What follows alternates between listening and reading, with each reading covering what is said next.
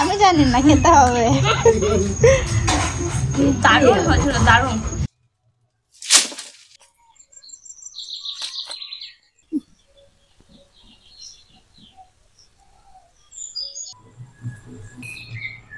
গোবিন্দভোগ চালটা আর কলা পাতায় খাওয়ার মজাটাই আলাদা হবে।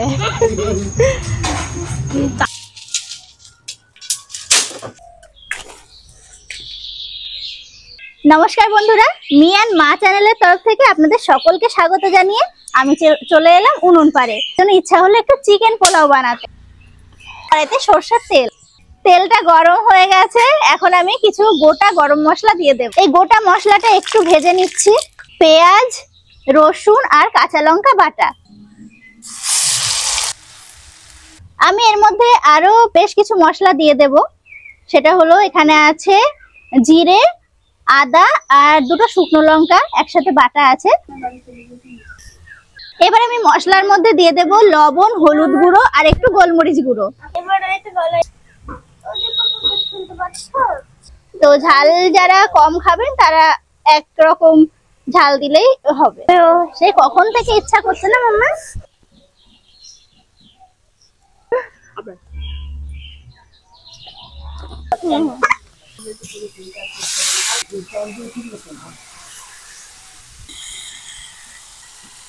এবার চিকেনটাকে আমি ঢাকা দিয়ে ভালো করে কষিয়ে নেব। আজকের পোলাওটা আমি বানাবো গোবিন্দভোগ চাল দিয়ে। ঢাকনাটা খুলে একটু নেড়ে দিচ্ছি। ধুয়ে রাখা গোবিন্দভোগ চালটা আমি এবার এর মধ্যে দিয়ে দেবো। বা জলটা দাও। কবাটি দেব। এখানে 3 বাটি চাল নিয়েছি, তো তুমি 6 বাটি জল দিয়ে দাও। ঠিক আছে, এই যে অনেকটাই হয়ে গেছে। এই যে উপর দিয়ে ছড়িয়ে দিলাম একটু ধনেপাতা কুচি।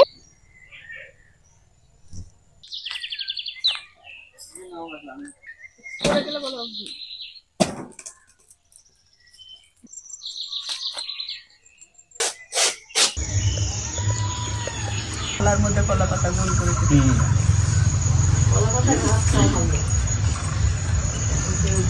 আমি জানি না খেতে হবে। দারুণ হয়েছিল, দারুণ।